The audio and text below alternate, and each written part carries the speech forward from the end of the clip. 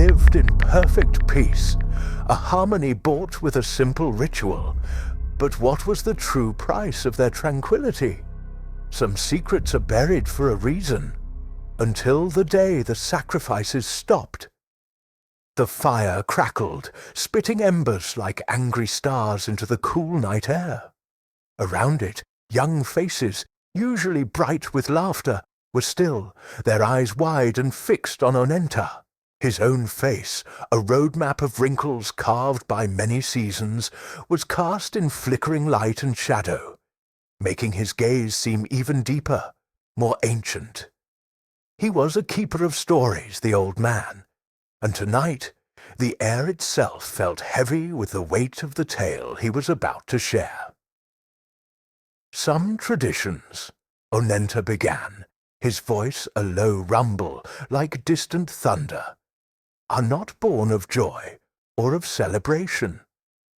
Some are born of necessity, of a shadow so deep that it demands a price for the light. He paused, letting his words settle over the listeners like the evening mist that often crept up from the Canyon Quehaca, the great river that had nurtured his people for generations, its waters snaking through the ancient hills where their longhouses stood proud. Our village, as you know it, rests on a bed of peace. But this peace, it is not freely given. It is earned. It is paid for. He leaned forward slightly, the firelight glinting in his dark eyes. Tonight, I will tell you of a time when that payment was nearly forgotten. A time when the whispers of the forest became screams. I will tell you of the night the true face of our most sacred ritual was shown, and why, to this day, the pine that weeps must never stand bare. He drew a slow breath, the sound almost lost in the sigh of the wind through the tall trees that ringed their settlement. Listen closely, children, for this is not merely a story. It is a truth that flows in the blood of our people, a warning carried on the breath of our ancestors. It is the story of the whispering hunger. The silence that followed was profound, broken only by the crackle of the flames. The young ones huddled closer, anticipation and a thread of fear tightening the air. Onenta nodded slowly, his gaze sweeping over them. The time had come to speak of what lay hidden beneath the surface of their everyday lives, a truth tethered to the very survival of their Haudenosaunee way of life. In these lands they had always called home. My mind drifts back, easily as a canoe on calm water, to the days of my youth. To be young Onenta again, when my legs were swift, and my heart knew little of the deep shadows the world could hold. Our village was a vibrant place then, nestled in a sun-dappled clearing where the forest met the fertile plains.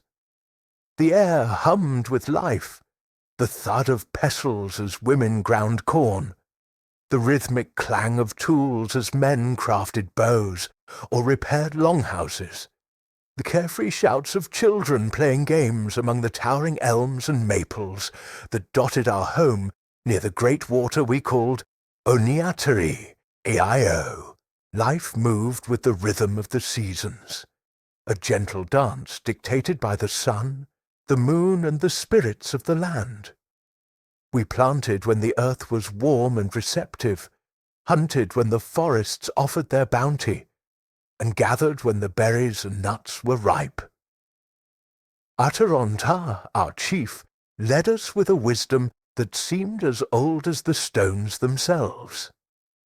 His face was kind, yet his eyes held a depth that spoke of burdens carried for the good of all. He was a man who listened more than he spoke, and when he did speak, every word was weighed with care. And then there was the ritual. As surely as the leaves turned gold and crimson in the autumn, or the snows melted to reveal the waking earth in spring, the ritual was performed. Every turning of the moon, When its silver face was full and bright in the night sky, a specific duty fell upon us. An animal, sometimes a deer, strong and proud, sometimes a bear cub, captured with great difficulty, or even a collection of smaller game, if the hunts were lean, would be chosen. I remember watching, as a boy, the solemn procession. One or two of our most trusted hunters would lead the chosen animal, not with ropes of capture, but gently, as if guiding it to a place of honor. The path always led to the edge of the vast, dark forest that bordered our village, to a particular ancient tree. We called it the pine that weeps, for its long, drooping needles seemed to shed silent tears, even on the sunniest days. Its bark was gnarled and scarred, bearing the marks of countless seasons, and though we did not speak of it, countless offerings. There, the animal would be tied to the trunk, left with a small offering of corn or berries. No words were spoken aloud by those performing the task, only a silent reverence, a heavy sense of duty performed. The rest of us in the village we did not follow. We stayed within the comforting embrace of our longhouses, the scent of cook fires a familiar reassurance. We understood, in a vague, unquestioning way, that this was necessary. "It keeps the bad spirits away," our mothers would whisper if we asked too many questions. "It ensures the peace of the village."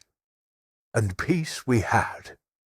Our hunts were generally good, our harvests plentiful. Sickness rarely lingered long in our homes, and the laughter of children was a constant melody.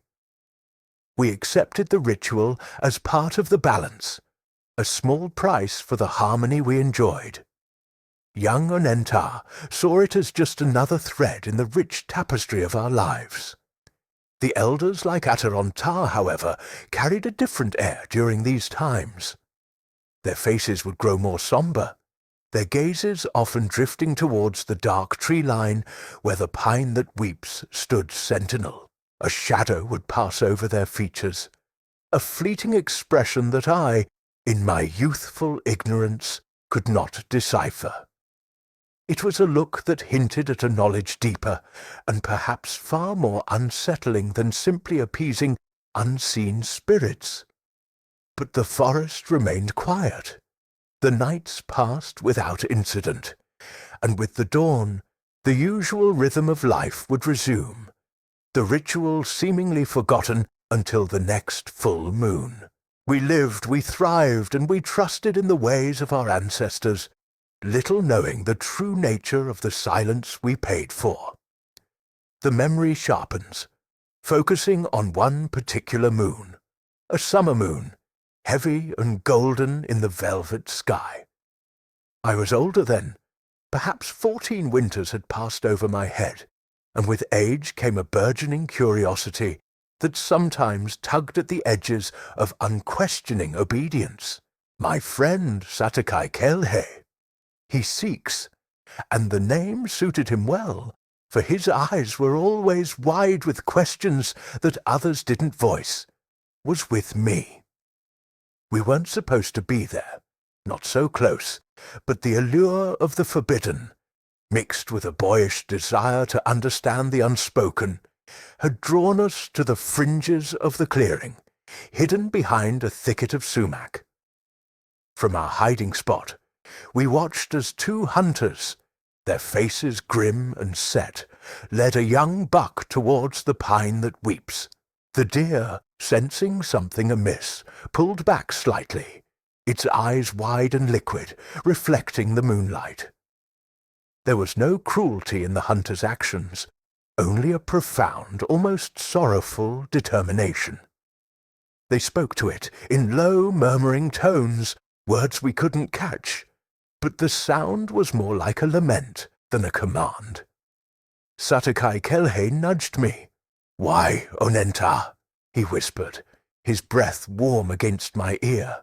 Why must it always be a healthy animal? So much good meat given to what?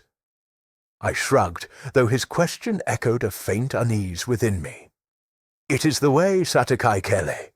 The elders know. Atarontantar says it keeps the village safe. Safe from what? He pressed, his gaze fixed on the scene unfolding before us. The hunters were now gently but firmly securing the deer to the massive trunk of the pine. The tree itself seemed to dominate the small clearing, its silhouette stark against the moonlit sky. Its long needles rustled in the slight breeze, a sound like 1,000 soft whispers, a mournful sigh that seemed to emanate from the very wood itself. I'd never noticed it so clearly before, but from our hidden vantage, the pine that weeps looked less like a tree and more like an ancient, sorrowful guardian. As the hunters finished their task and began their retreat, Atarontar himself stepped forward from the shadows near the tree line, a place we hadn't realized he was observing from. He carried no torch, yet his presence seemed to fill the small space. He didn't approach the deer, but stood for a long moment, looking at it, then up at the gnarled branches of the pine, and finally into the impenetrable darkness of the forest beyond. His face, usually so composed, was etched with a deep, undeniable worry. It wasn't the look of a man performing a simple offering to nature spirits. It was the look of someone staring into an abyss, bracing for something only he could fully comprehend. The sight sent a shiver down my spine that had nothing to do with the night air. Satakai Kelhe was silent beside me, his earlier curiosity replaced by a wide-eyed apprehension. We watched as Atarontar turned and walked slowly back towards the village, his shoulders heavy, as if carrying the weight of the entire forest. "It's more than just spirits, isn't it?" Satakai Kelhe finally murmured, his voice barely audible. I didn't answer. I couldn't. A seed of unease had been planted in my young mind. The ritual was not just a tradition. It felt like a vital, desperate act. The pine that weeps with its constant sighing seemed to be holding a secret, and the forest beyond its branches felt less like a source of bounty and more like a watchful, patient entity. That night, as I lay in my longhouse, the usual sounds of the village, the soft breathing of my family, the distant call of an owl, were overlaid by the imagined whispers of that ancient tree. And for the first time, I felt a flicker of fear for the peace we so readily accepted. The peace felt conditional, and the conditions were whispered only by the old tree and the darkness it guarded. The seasons turned, as they always do, and the memory of that night by the pine that weeps faded somewhat, smoothed over by the daily rhythms of life in our village, which was situated in a fertile valley carved by ancient glaciers, a land our people, the Kanyenkehaka, had called home since time beyond memory. But the seed of unease Satakai Kelhe had planted in me remained, a tiny knot in the pit of my stomach that tightened a little with each passing full moon. Then came the autumn of the lean hunts. It began subtly. A hunting party returned with less than expected. A few snares were found empty, not even sprung, which was unusual. At first, no one thought much of it.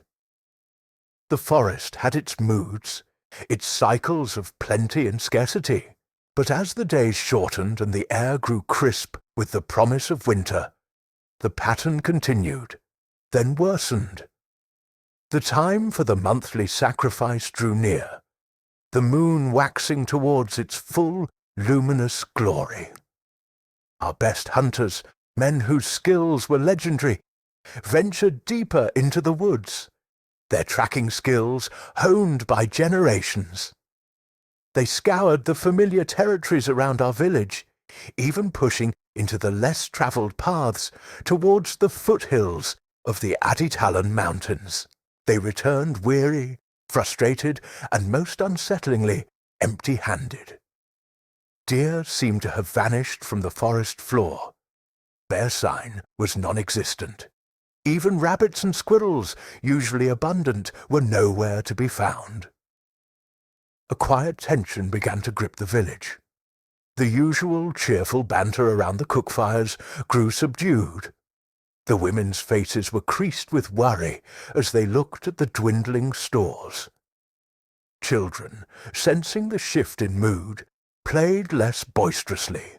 My friend Satakai Kelhe and I were now old enough to join some of the less arduous hunting trips, tasked with checking snares closer to the village. Day after day, we found them undisturbed, the bait untouched. It's as if the forest is holding its breath, Satakai Kelhe observed one afternoon, his brow furrowed as he reset yet another empty snare. The woods around us were unnervingly silent. No birdsong, no rustle of small creatures in the undergrowth, just the sigh of the wind through the pines, a sound that now carried a distinctly ominous tone to my ears. The elders gathered more frequently, their voices low and urgent as they conferred in Atarontar's longhouse. The chief himself looked older, the lines on his face deeper than ever. He would stand for long periods at the edge of the village, gazing towards the pine that weeps, then into the shadowy depths of the forest beyond. His expression was one I had seen before. That night Satakai Kelhe and I had spied on the ritual, a look of profound, almost unbearable concern. Each night, as the moon grew rounder and brighter, the collective anxiety in the village thickened. The ritual was not just a tradition, it was woven into the fabric of our well-being. To fail in its performance was unthinkable, yet the forest, our provider, had suddenly, inexplicably, withdrawn its bounty. The unspoken question hung heavy in the air. What would happen if the pine that weeps stood bare when the moon was full? The silence from the forest felt less like peace, and more like a gathering storm, a terrifying stillness before an unknown fury was unleashed. And the full moon was now only 2 nights away. The final day arrived under a sky the color of slate. A cold wind whipped through the village, tugging at the flaps of the longhouses and carrying the scent of decaying leaves and damp earth. It felt like a day of ill omen. The last hunting party had returned just after sunrise, their faces gaunt, their shoulders slumped in defeat. Not a single track, not a feather, not a whisper of game. The forest had sealed itself off, offering nothing. Panic, once a subtle undercurrent, now rippled openly through the community. Mothers clutched their children tighter. Men spoke in hushed, fearful tones, their eyes darting towards the dark tree line. The pine that weeps stood stark and solitary against the grey sky, its drooping branches looking more like skeletal fingers than ever before. The moon, though hidden by clouds, would be full that night. The time for the offering was upon us, and we had nothing. As dusk began to bleed into the sky, painting the clouds in bruised purples and reds, Atarontar emerged from his longhouse. He did not carry his ceremonial staff, nor did he wear the eagle feathers of a leader addressing his people for a celebration. His face was ashen, his eyes hollowed out by sleeplessness and a dread that seemed to emanate from him in cold waves.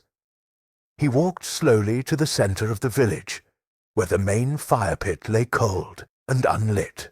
One by one, the villagers gathered, drawn by an unspoken summons, by the sheer weight of the moment.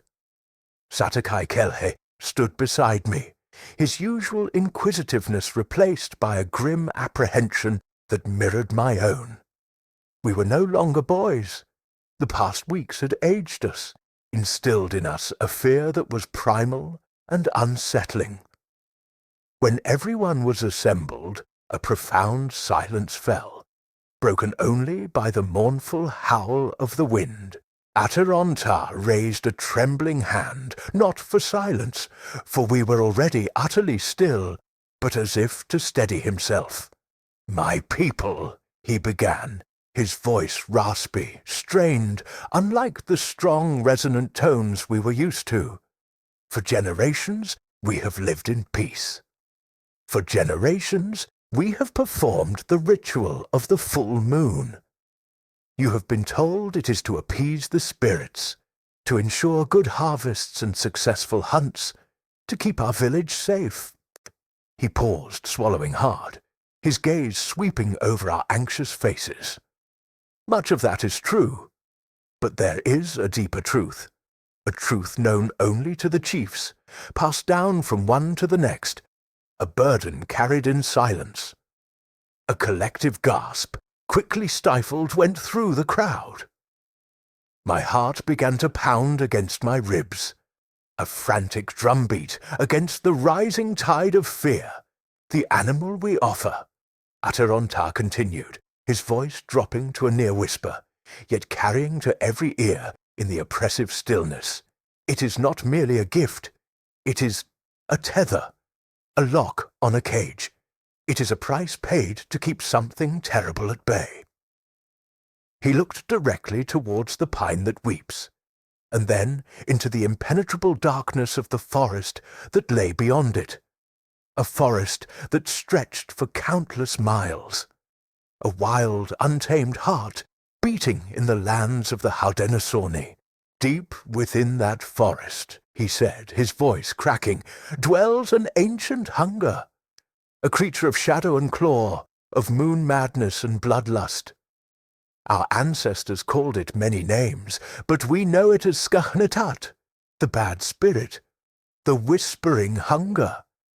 It is a monstrous thing, a werewolf that craves the warmth of life, the taste of flesh." A wave of shock and disbelief rippled through the villagers. Some cried out, others clutched at sacred amulets. My own blood ran cold. A werewolf? Such things were the stuff of terrifying fireside tales, meant to scare children into obedience, not a literal threat to our existence. "The sacrifices," Atarontar's voice quivered. "They sate its immediate hunger. They keep it bound within the deep woods. They are the promise that its territory will be respected, its due given. But tonight—" He closed his eyes for a moment, a flicker of profound despair crossing his features. "Tonight, the snares are empty. Tonight, the forest offers nothing. Tonight, we have no key for the lock." He opened his eyes, and they were filled with a terror that mirrored the one now blooming in every heart. "Tonight, the pine that weeps will stand bare, and the whispering hunger, it will come for its due. It will come for us." The wind howled again, louder this time, like a triumphant shriek, and as the last vestiges of twilight faded into a starless, oppressive night, the full, terrible weight of Atarontar's revelation settled upon us. The peace we had known was not a gift from benevolent spirits, but a fragile truce bought with blood, a truce that was about to be horrifically broken. Atarontar's words hung in the frigid air, each syllable a shard of ice piercing the fragile shell of our composure. For a long moment, no one moved, no one spoke.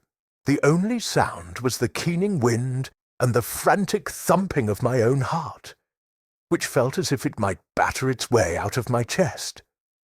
A werewolf. Skainetat. The whispering hunger. Names that had been whispered in the darkest corners of legends now screamed in the forefront of our minds. No longer myth, but imminent, monstrous reality. Then the dam of stunned silence broke. A woman wailed, a raw sound of pure terror that was quickly echoed by others. Children, sensing the primal fear radiating from the adults, began to cry. Men muttered curses, their hands instinctively going to the knives at their belts, a futile gesture against the horror that had been described. Satakai Kelhe gripped my arm, his fingers digging into my flesh. His face was pale, his eyes wide with a terror that reflected my own. "A werewolf, Onenta," he breathed, his voice shaking. All this time, it was a real beast. Atarontar raised his hands again, his face a mask of grim resolve, though the tremor in his limbs was visible even in the deepening gloom. "Panic will not serve us," he cried, his voice regaining some of its familiar authority, though edged with desperation. "Warriors, secure the longhouses, bar the doors, reinforce the walls as best you can. Women, take the children to the strongest dwellings.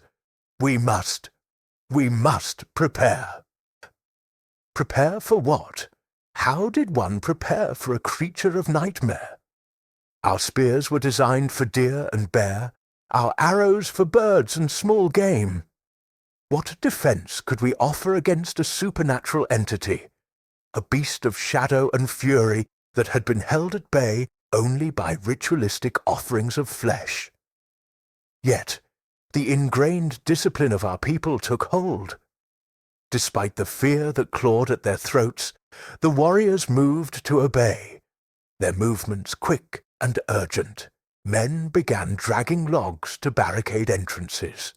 Women hurried frightened children towards the sturdiest structures, their faces set in grim lines. I joined Satakai Kelhe and other young men, helping to wedge heavy timbers against the door of the great longhouse, where many of the elders and youngest children were being sheltered.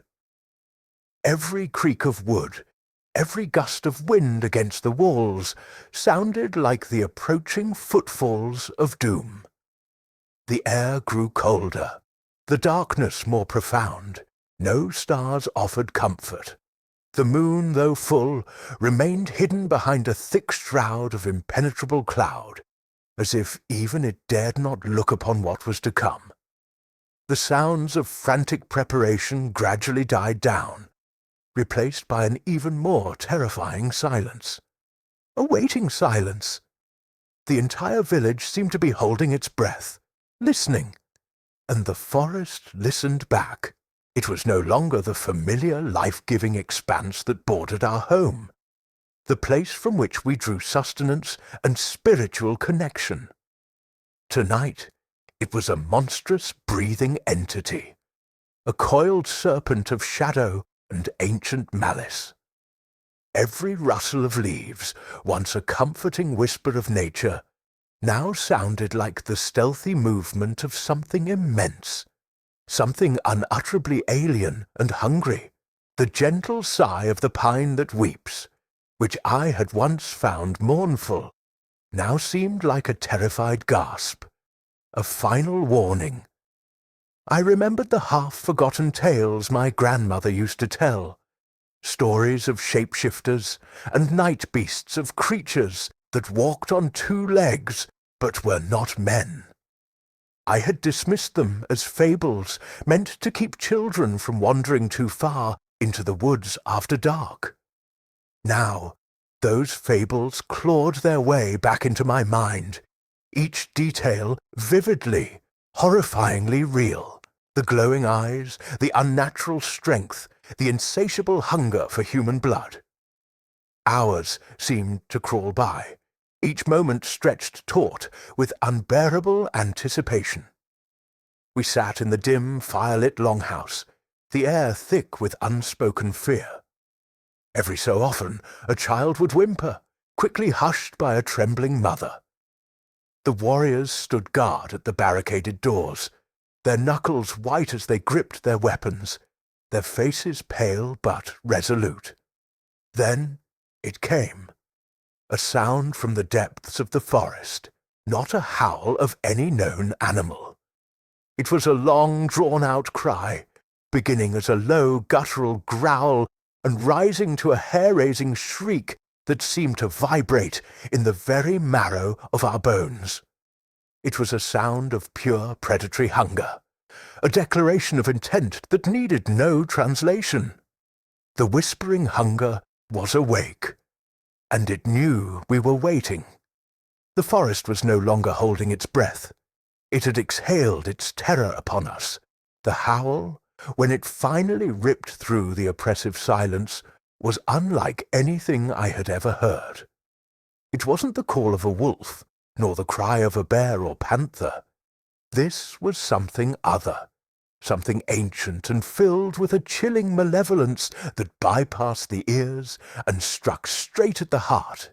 It echoed through the valley where our village lay, near the place where the swift waters of the Humber River flowed towards the great lake, seeming to bounce off the surrounding hills and amplify its terrifying message. I am here. I am hungry. Inside the great longhouse, a collective intake of breath was the only sound for a moment, followed by a fresh wave of whimpers from the children and low, fearful murmurs from the adults. Even the staunchest warriors, men who had faced bears and hostile raiding parties without flinching, shifted uneasily, their eyes wide in the flickering firelight. Tar stood near the main door, his hand resting on the heavy timbers we had used to barricade it, his knuckles white. His face was a stony mask, but I could see the pulse throbbing in his temple. Another howl answered the first, this one seemingly closer, perhaps from a different direction. My blood turned to ice, more than one. The thought was too horrifying to contemplate. The legends had always spoken of the beast, singular, but legends often omitted the grimmest details. The minutes that followed were an agony of suspense. Every snap of a twig outside, every rustle of leaves against the longhouse walls, sent fresh jolts of fear through us.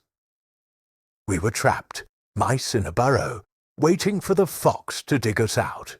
Then from the smaller longhouse nearest the forest edge, where old man Kryn and his wife Rens lived, came a sudden sharp yelp, the sound of their small hunting dog, the one that always barked at squirrels. The yelp was cut off abruptly, followed by a sickening wet tearing sound and a single choked human cry, quickly silenced. Tar flinched as if struck. Kryn, he whispered, his voice raw. No one moved towards the door. What could we do? To venture out now would be suicide. The silence that followed the brief, brutal sounds from Kryn's longhouse was somehow more terrifying than the howls. It was a silence filled with the knowledge that the beast was no longer just a threat in the darkness. It was among us. It had tasted first blood. I found myself pressed against the rough wooden wall, Satakai Kelhe beside me. His breath was coming in short, sharp gasps. "Did you hear that, Onenta?" he stammered. It's in the village." I could only nod, my throat too tight for words. The abstract terror of Atarontar's revelation had now solidified into a concrete, immediate horror. The beast wasn't just coming. It was here, moving silently between our homes, its presence a palpable weight in the suffocating darkness. From outside, near the central clearing, came a new sound, a heavy, deliberate dragging. It was followed by a series of low, guttural snarls, and what sounded like the cracking of bones. My stomach churned, and I fought back the urge to be sick. I could only imagine what was happening out there, what fate had befallen poor Kryn and Tekane, wrens, what the beast was doing with their remains. A young warrior near the door, no older than myself, named Rawenye Re, he carries the word, let out a choked sob. "The spirits have abandoned us," he whispered, his spear trembling in his grip. "Hold fast, son," Atarontar said, his voice regaining a sliver of its strength, though it was laced with an undeniable grief. "Courage! It is all we have left." But courage felt like a flimsy shield against the monstrous reality that was unfolding just beyond our barricaded walls. The initial howls had been a declaration. These new, closer sounds were the gruesome proof. The whispering hunger was no longer testing our defenses. It was beginning its feast. The midwife, a stout woman named Konwatsitsayan Dontni, she makes flowers, began a low, mournful chant, a song for the dying. Its sorrowful melody filled the longhouse, a soundtrack to our terror, as we waited in the suffocating darkness, knowing that the beast was out there, and that the night had only just begun. The first blood had been spilled, and the scent of it would only draw the hunger closer. The guttural sounds from the village centre faded, replaced by an eerie, watchful silence that was almost worse. It was the silence of a predator that had made its first kill and was now savouring it, or perhaps listening, choosing its next target. Inside the great longhouse, the air was thick enough to choke on, heavy with the scent of fear sweat, wood smoke, and the unspoken dread of what lay outside. Konwatsitsayan, Ni's mournful chant, had died away, leaving only the ragged breathing of terrified people. Suddenly, a deafening crash and the splintering of wood erupted from the direction of one of the smaller family longhouses, followed by a cacophony of screams, high-pitched, terrified shrieks that were abruptly, horribly silenced, one after another. Then a different sound, a deep guttural roar of exertion, followed by the thudding impact of something massive hitting the ground, then being dragged. "They're breaking in!" someone shrieked near me, a young woman whose name I didn't know, her face a mask of terror. Ataron, Tar gripped the hilt of his stone club, his knuckles white. "It's testing the structures," he said, his voice grim, "looking for the weakest." My heart hammered against my ribs. The great longhouse was sturdy, built by generations of skilled hands. But against a creature of such malevolent power, what were timbers and woven bark? The image of the beast, the whispering hunger, flashed in my mind. A towering figure of matted fur and razor claws, its eyes glowing with an unholy light, its jaws dripping with saliva and blood. Skarnetat. The sounds of destruction moved. Another crash, closer this time, from the longhouse that housed the young unmarried warriors. This time the screams were accompanied by the desperate shouts of men, the clang of weapons against something incredibly hard. And then silence again, punctuated by wet, tearing sounds that made my stomach clench. The warriors, our best fighters, overwhelmed. It was then that the true abject terror of our situation fully settled upon me. We were not in a battle. We were prey. The carefully constructed order of our village, the safety we had taken for granted, was being systematically dismantled, ripped apart by an ancient horror we had unwittingly unleashed. This was not a hunt. It was, as I had thought earlier, with a cold dread, a reaping. Satakai Kelhe was muttering prayers to the Creator, his eyes squeezed shut, his body trembling. I reached out and gripped his shoulder, though my own hand was shaking so violently I could barely control it. There was no comfort to offer, only the shared reality of our impending doom.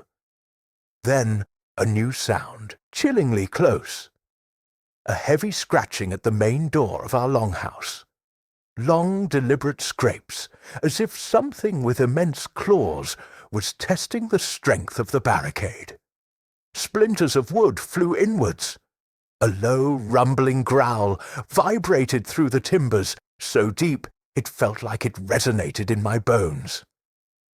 The beast was here, at our door. Rawenye Re, the young warrior who had sobbed earlier, let out a strangled cry and lunged forward, thrusting his spear blindly through a small gap in the barricade.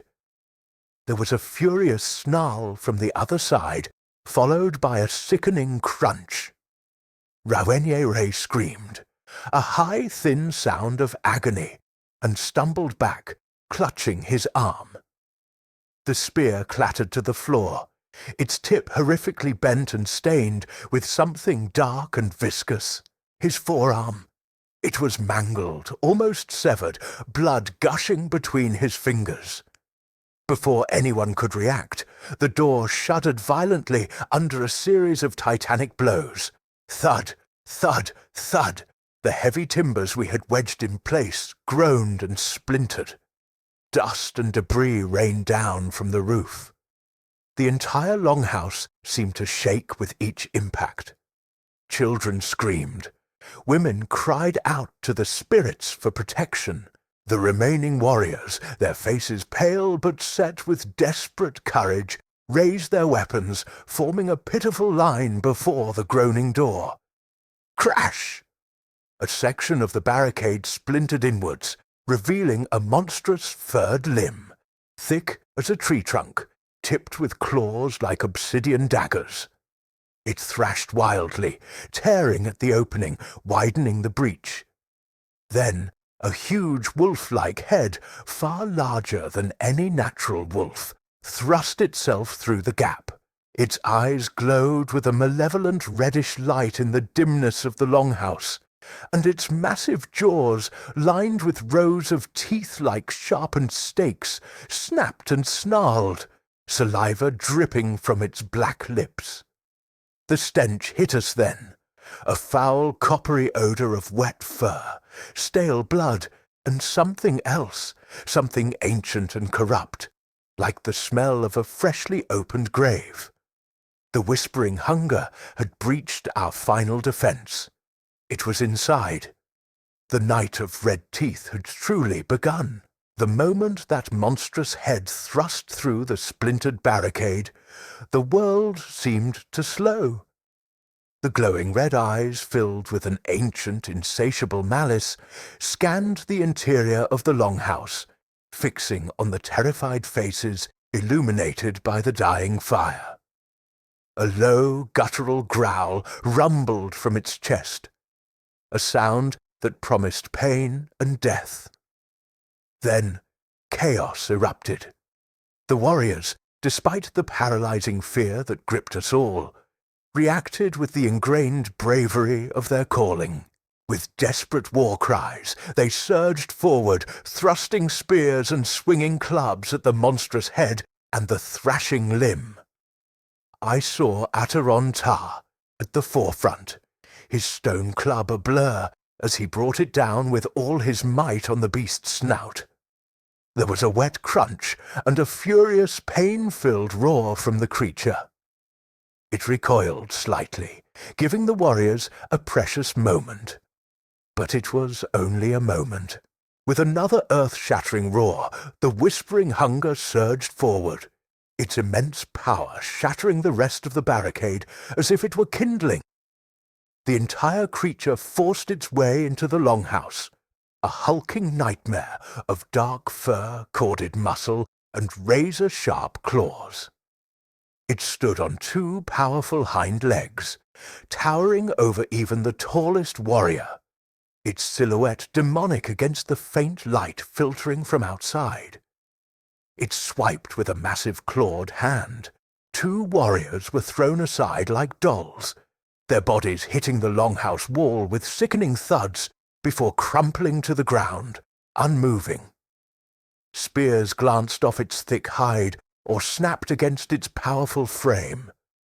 The air filled with the screams of the dying, the snarls of the beast, and the desperate shouts of those still fighting.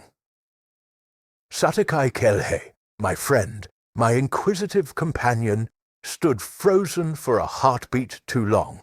His eyes were wide with a terror so profound it seemed to have stolen his breath. The beast turned its attention towards him, its red eyes locking onto his. I screamed his name, a useless sound lost in the din, and tried to push towards him. But the press of panicking bodies and the sheer horror of the scene held me back. The whispering hunger lunged. Satakai Kelhe raised his small hunting axe, a pitiful defense. The beast batted it aside with contemptuous ease, its claws tearing through his arm. He cried out, a sound of pure agony, and then the creature's massive jaws clamped down. I turned my head away, a sob tearing from my throat, but the sound of crunching bone and tearing flesh would be forever seared into my memory. The scene became a blur of primal horror. The longhouse, once a place of community and safety, had become a slaughterhouse. The beast moved with terrifying speed and brutal efficiency, its claws and teeth reaping a terrible harvest. I saw faces I had known my whole life contorted in terror, then go slack in death. The coppery scent of blood was overpowering, mixed with the foul stench of the creature itself. I found myself backed against a wall, a small discarded spear clutched uselessly in my trembling hands. The beast was a whirlwind of dark fur and flashing teeth, carving a path of destruction through the remaining defenders. Ataron, Ta, his face streaked with dirt and blood, still fought with the heart of a lion, his club rising and falling, trying to draw the creature's attention, to protect the women and children huddled at the far end of the longhouse. He roared defiance, even as a claw raked across his chest, sending him staggering back. Then the beast turned, its terrible red gaze falling upon me. Time stopped. It was as if the chaos around us faded into a distant hum. All I could see were those burning eyes, filled with an ancient, implacable hunger. It took a step towards me, its massive form blocking out the flickering firelight. I could smell its fetid breath, see the saliva dripping from its fangs. This was it, my end. I closed my eyes, bracing for the inevitable. A prayer to the Creator formed on my lips, a silent plea for a swift death. A sudden, desperate cry cut through my terror. Onenta! The fire! It was Konwatsitsayan Ni, the midwife. Her face was pale, but her eyes burned with a fierce, desperate resolve. She was pointing towards the central fire pit, where a few large brands still smouldered. My eyes snapped open. The beast was almost upon me, its claws outstretched. Instinct, born of sheer desperation, took over. I lunged sideways, grabbing one of the largest burning branches from the pit.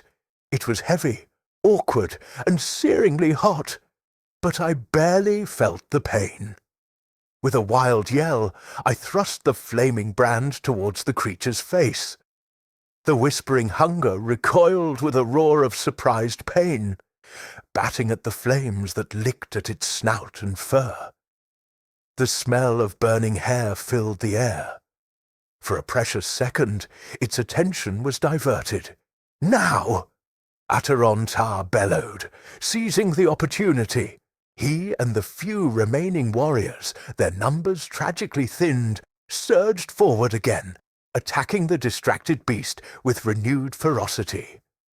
The fight raged, a desperate, lopsided battle in the heart of our burning longhouse.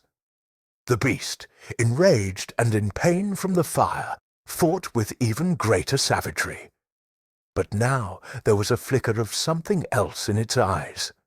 Not fear, perhaps, but a primal aversion to the flames. The tide hadn't turned, but for a fleeting moment we were not just prey. We were fighting back with the only weapon that seemed to cause it pause.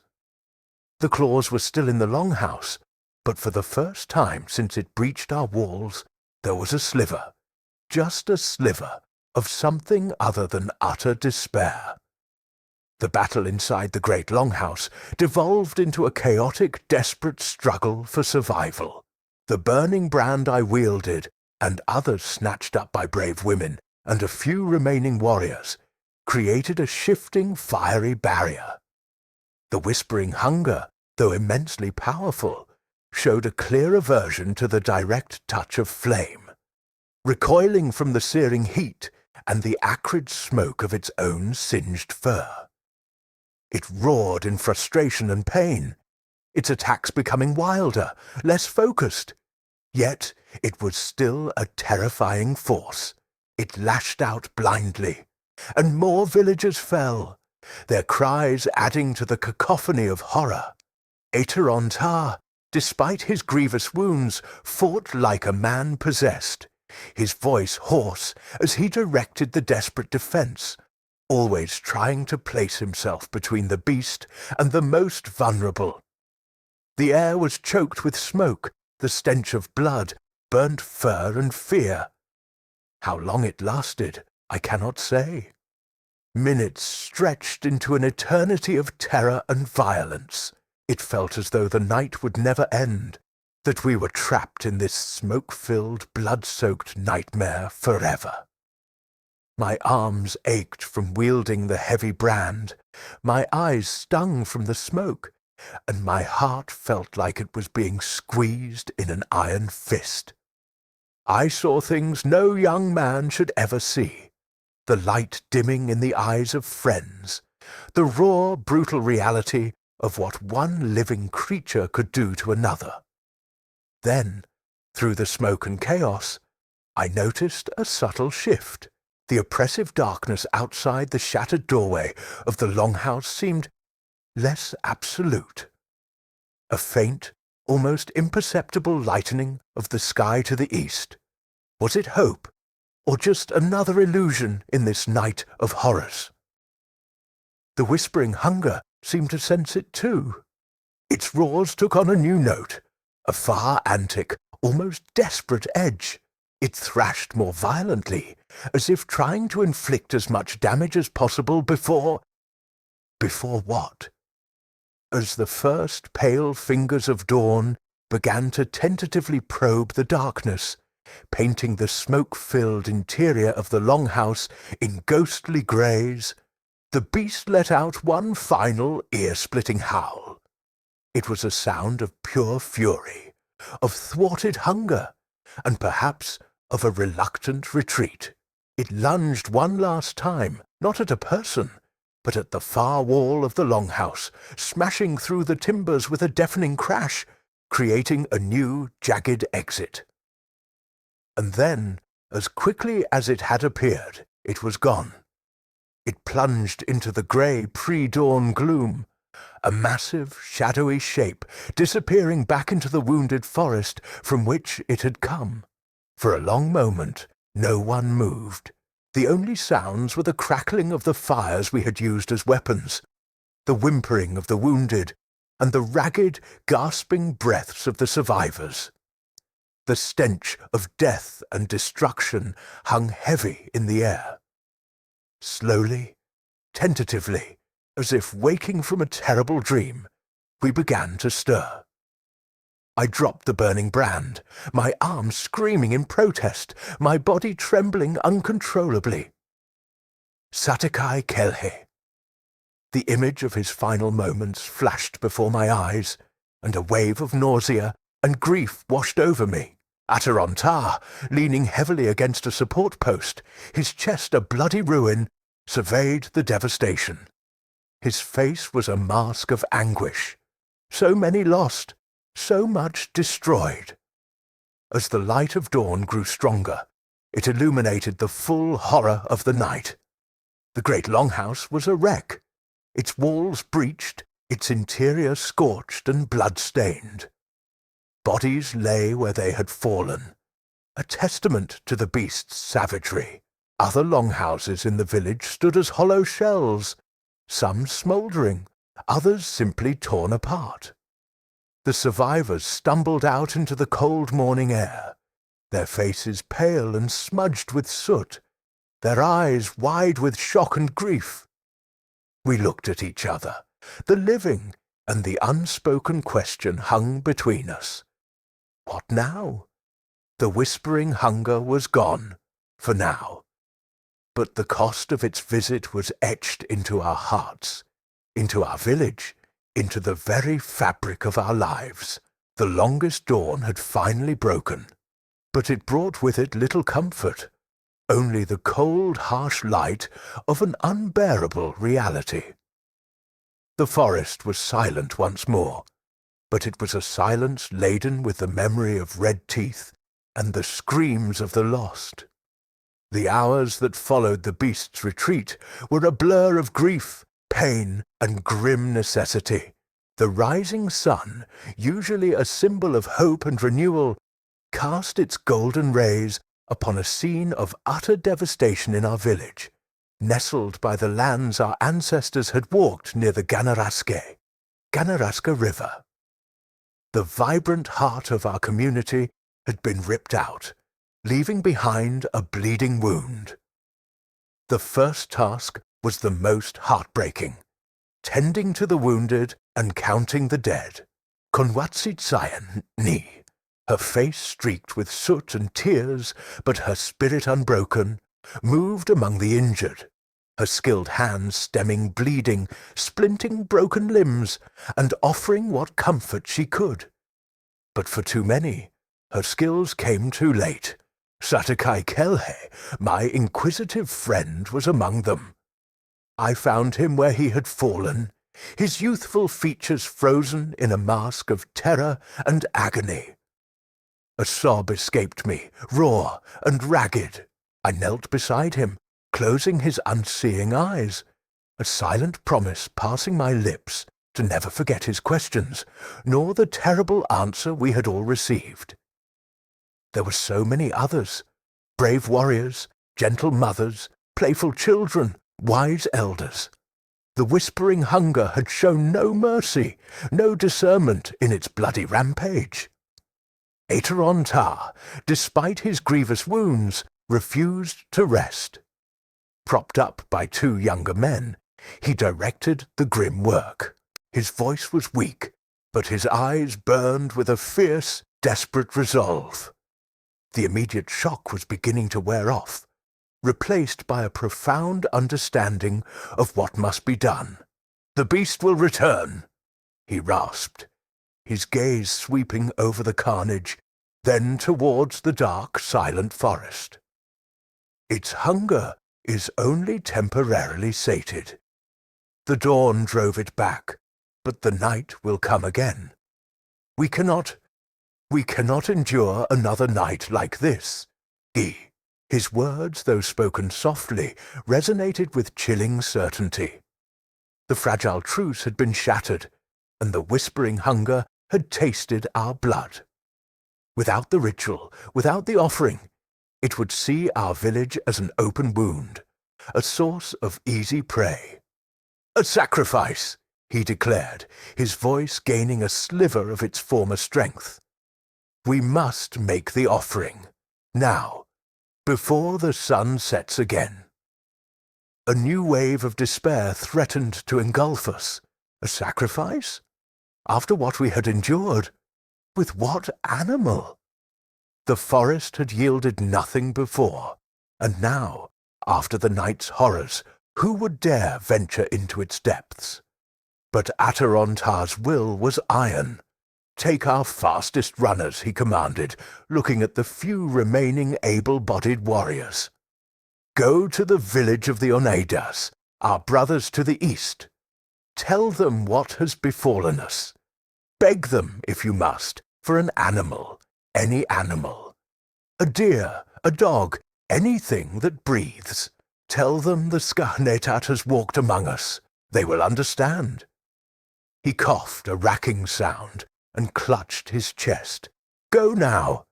Our survival depends on it."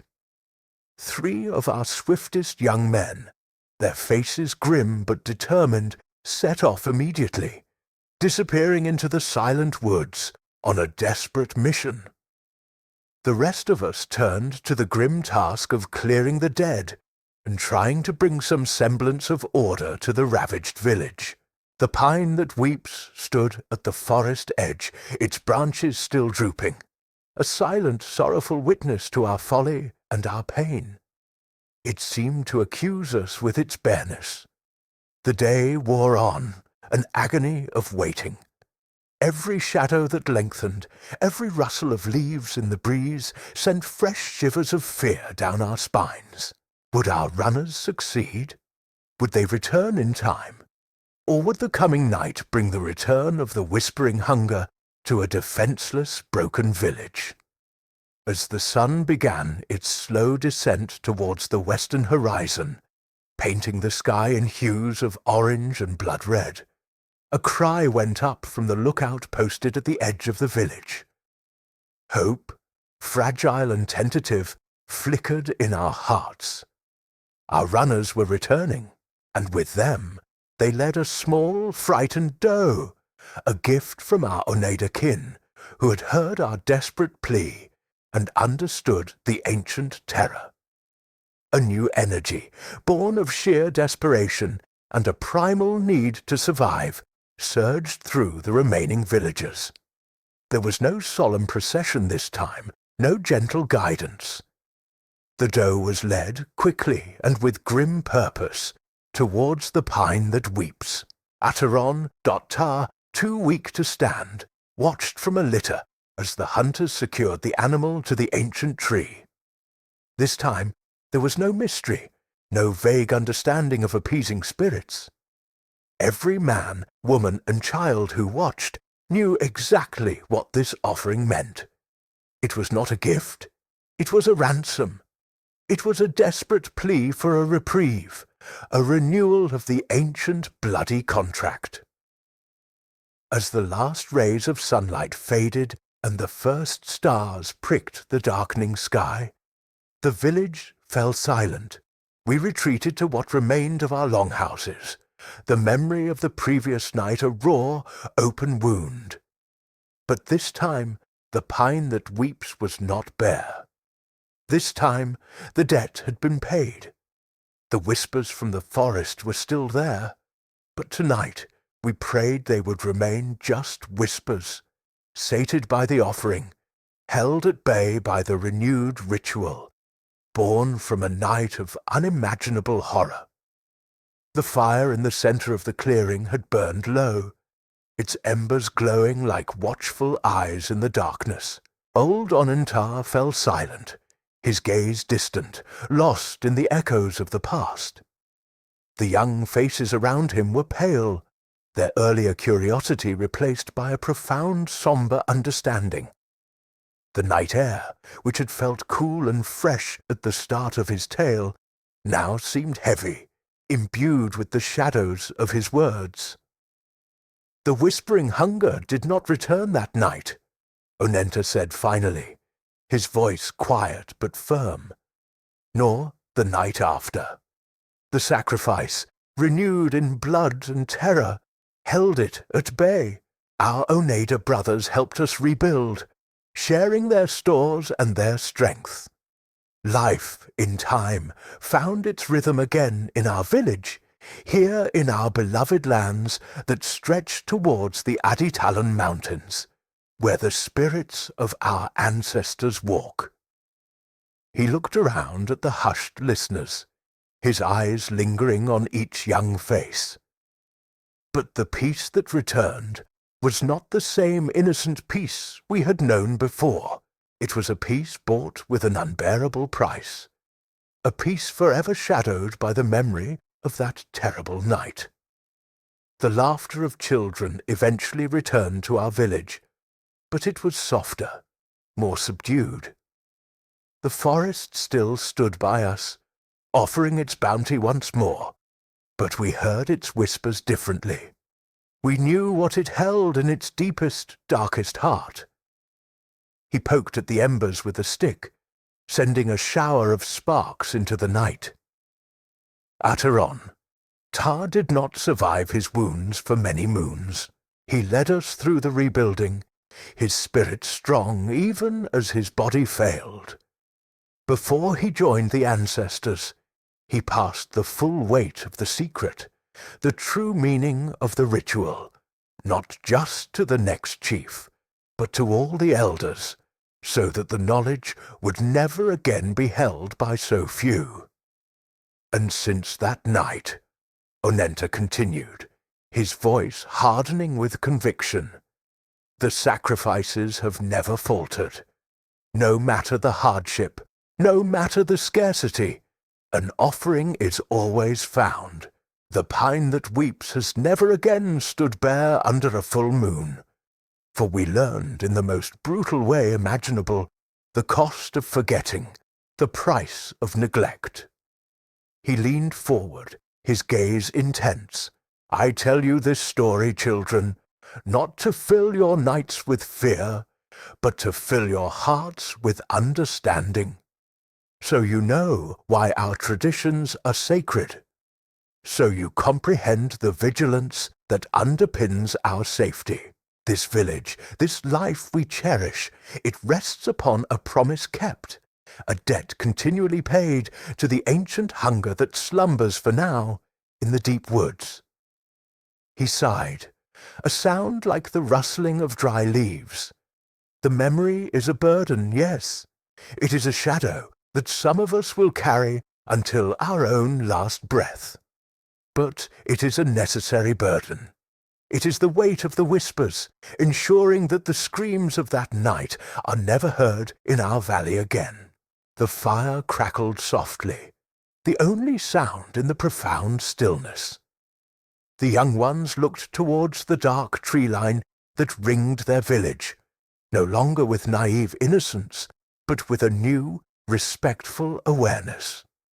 The story of the whispering hunger was now a part of them, a chilling reminder of the thin veil between their world and the ancient terrors that lay just beyond the firelight, forever demanding their due.